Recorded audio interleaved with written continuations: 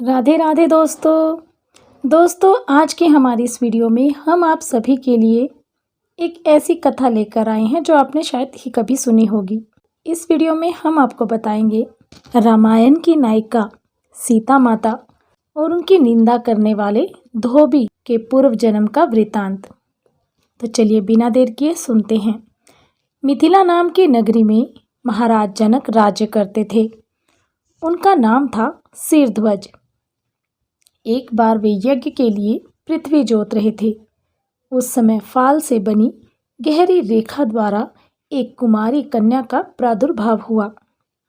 रति से भी सुंदर कन्या को देखकर राजा को बड़ी प्रसन्नता हुई और उन्होंने उस कन्या का नाम सीता रख दिया। परम सुंदरी सीता एक दिन सखियों के साथ उद्यान में खेल रही थी। वहां उन्हें एक शुक पक्षी का जोड़ा दिखाई दिया जो बड़ा ही मनोरम था। वे दोनों पक्षी एक पर्वत की चोटी पर बैठकर इस प्रकार बोल रहे थे, पृथ्वी पर श्री राम नाम से विख्यात एक बड़े सुंदर राजा होंगे। उनकी महारानी सीता के नाम से विख्यात होंगी।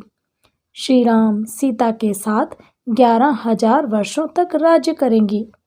धन्य है वे जानकी देवी और धन्य है वे श्री राम। तोते को ऐसी बातें करते देख सीता ने यह सोचा कि ये दोनों मेरे ही जीवन की कथा कह रहे हैं। इन्हें पकड़कर सभी बातें पूछूं। ऐसा विचार कर उन्होंने अपनी सखियों से कहा, यह पक्षियों का जोड़ा सुंदर है, तुम लोग चुपके से जाकर इसे पकड़ लाओ। सखियां उस पर्वत पर गईं और दोनों सुंदर पक्षियों को पकड़ लाईं। सीता उन पक्षियों से बोली, तुम दोनों बड़े ही सुंदर हो, देखो डरना नहीं।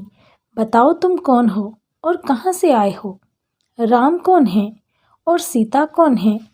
तुम्हें उनकी जानकारी कैसे हुई? सारी बातों को जल्दी जल्दी बताओ, भय ना करो। सीता के इस प्रकार पूछने पर दोनों पक्षी सब बातें बताने लगे। देवी, वाल्मीकि नाम से विख्यात एक बहुत बड़े महर्षि हैं। हम दोनों उन्हीं के आश्रम में रहते हैं।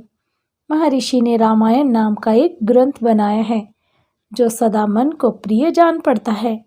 उन्होंने शिष्यों को उस रामायण का अध्ययन भी करवाया है। रामायण का कलेवर बहुत बड़ा है। हम लोगों ने उसे पूरा सुना है। राम और जानकी कौन हैं, इस बात को हम बताते हैं तथा इसकी भी सूचना देते हैं कि जानकी के विषय में क्या क्या बातें होने वाली हैं। तुम ध्यान देकर सुनो।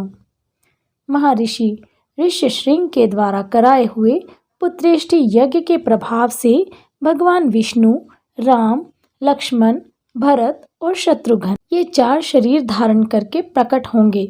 देवंगनाएं भी उनकी उत्तम कथा का गान करेंगी।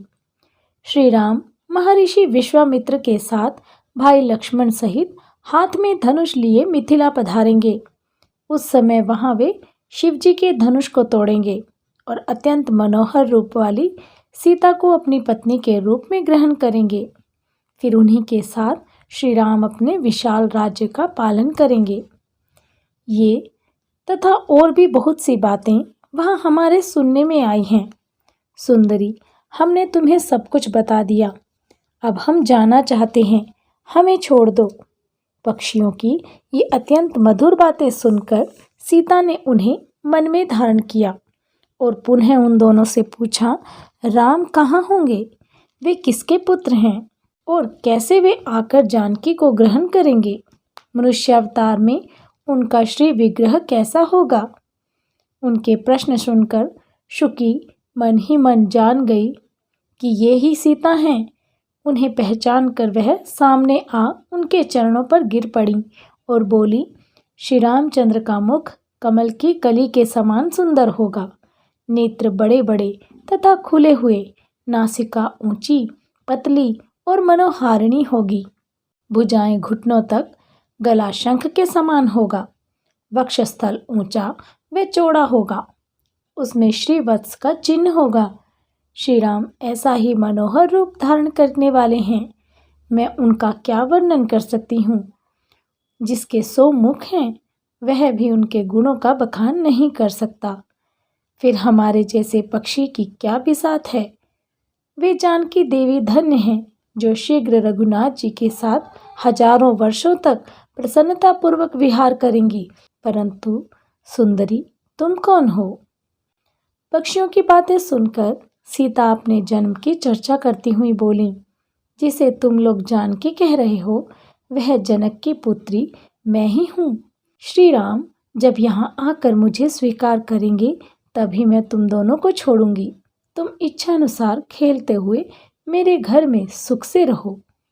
यह सुनकर शुकी ने जानकी से कहा, साध्वी, हम वन के पक्षी हैं, हमें तुम्हारे घर में सुख नहीं मिलेगा। मैं गर्भिणी हूँ, अपने स्थान पर जाकर बच्चे पैदा करूँगी, उसके बाद फिर यहाँ आ जाऊँगी। उसके ऐसा कहने पर भी सीता ने उसे नहीं छोड़ा। तब उसके पति ने कहा, सीता, मेरी भार्या को छोड़ दो, यह गर्भिणी है। जब यह बच्चों को जन्म दे लेगी तब इन्हें लेकर फिर मैं तुम्हारे पास आ जाऊंगा। तोते के ऐसा कहने पर जानकी ने कहा, महामते, तुम आराम से जा सकते हो, मगर यह मेरा प्रिय करने वाली है, मैं इसे अपने पास बड़े सुख से रखूंगी।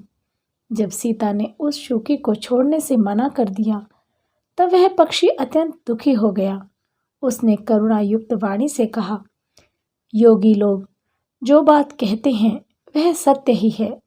किसी से कुछ न कहें, मौन होकर रहें, नहीं तो उन्मत्त प्राणी अपने वचन रूपी दोष के कारण ही बंधन में पड़ता है। यदि हम इस पर्वत के ऊपर बैठकर वार्तालाप न करते होते तो हमारे लिए यह बंधन कैसे प्राप्त होता। इसीलिए मौन ही रहना चाहिए।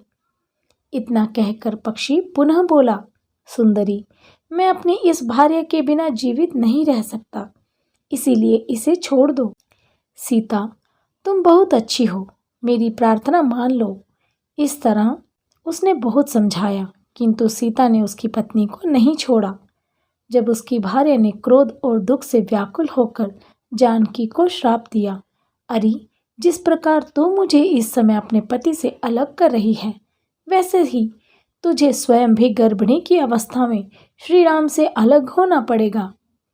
यूं कहकर पति वियोग के कारण उसके प्राण निकल गए। उसने श्री रामचंद्र जी का स्मरण और पुनः पुनः राम नाम का उच्चारण करते हुए प्राण त्याग दिए थे।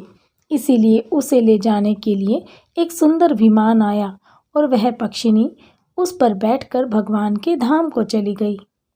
भार्या की मृत्यु हो जाने पर पक्षी शोक से आतुर होकर बोला, मैं मनुष्यों से भरी श्री राम की नगरी अयोध्या में जन्म लूंगा तथा मेरे ही वाक्य से इसे पति के वियोग का भारी दुख उठाना पड़ेगा। यह कहकर वह चला गया। क्रोध और सीता जी का अपमान करने के कारण उसका धोबी की योनि में जन्म हुआ। उस धोबी के कथन से ही सीता जी निंदित हुई और उन्हें पति से विमुक्त होना पड़ा। धोबी के रूप में उत्पन्न हुए उस तोते का श्राप ही सीता का पति से विछोड़ कराने का कारण हुआ और वे वन में गईं। जय श्री राम।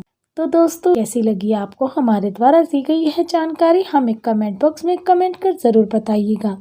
यदि आपको हमारी ये वीडियो थोड़ी सी भी पसंद आई है तो प्लीज़ इसे ज़्यादा से ज़्यादा शेयर ज़रूर करें।